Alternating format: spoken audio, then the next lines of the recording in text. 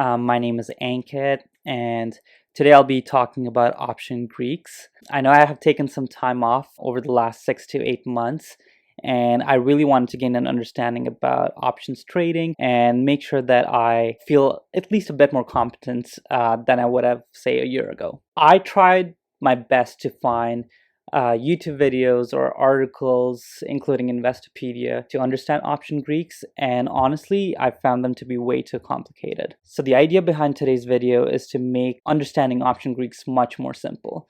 I'll be using Excel because that's what I found was probably the easiest way for me to understand, to see all the visuals, to see how things get added up or subtracted, and how the option Greeks affect the option premium. So today I'll be using an example which uses the ticker F for Ford.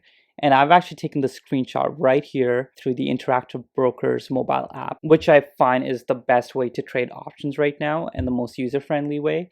I also have a Questrade account, but they tend to charge a bit more. So if you don't have an Interactive Brokers account already, just scroll down to the description field below and you'll find a link that you can use, and it comes with a few perks. But let's jump right into it. So the screenshot is taken from January 22nd, 2022. And at that point, Ford had a closing stock price of $20.65. The screenshot I've taken is for the June 17th expiry date at a 22 strike price.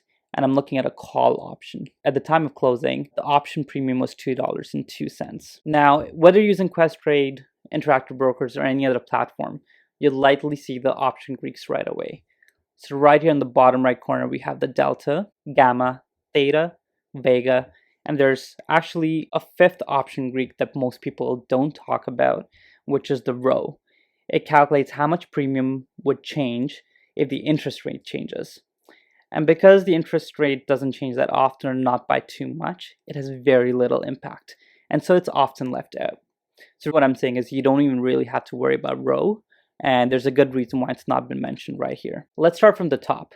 Delta. Other than delta, I would say gamma.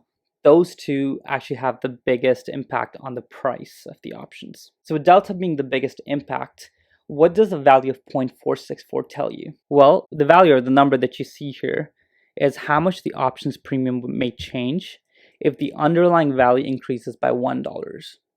So say, for instance, it's 23rd of January or whatever the next day may be, and the stock price goes from $20.65 to $21.65.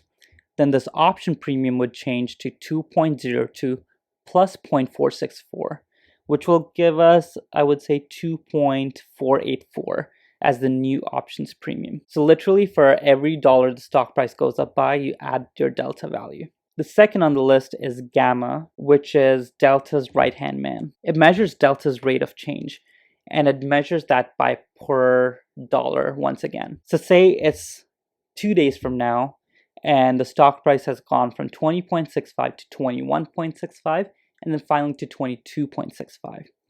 What I would do is the first day of change, I would just add 0.464. The second day it changes, I'm going to add 0.062 to my delta, giving me a new delta value, which I would therefore add to the new options premium. This gets, let me see if I can show you guys this example right here. So say it's day one, stock price is 21.65.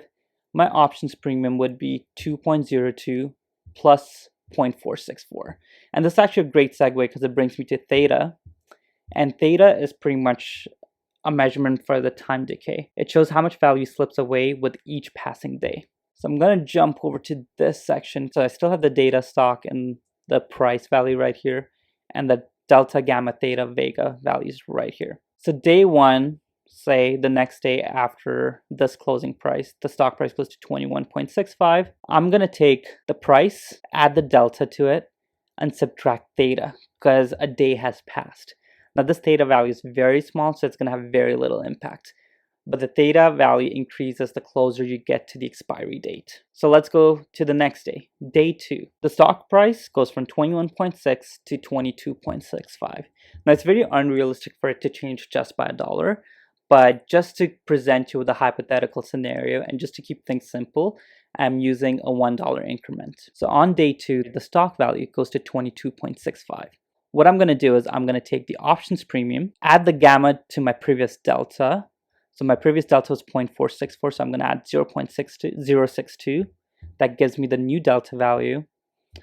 I'm going to times my theta by 2 because 2 days have passed. And I'm going to add that to the options premium. So it's going to be 2.48 plus the new delta plus the theta, which is a minus value. And so it gives me a total of 2.98. This should be the expected premium at closing if the stock price ends up at 22.65. Same thing goes for day 3, 23.65 for the stock value. I'm going to take 2.98, add 0.062 this time to the new delta value, which is from a day ago. And that gives me a total value of 0.588. Theta, 3 days have passed. For each day, it's negative 0.009. So it gives me a new value of 0.027. I'm going to add 2.98 plus 0.588 minus 0.027 to give me a new options premium of 3.54. Now the only thing left is Vega. And this is the one that measures implied volatility.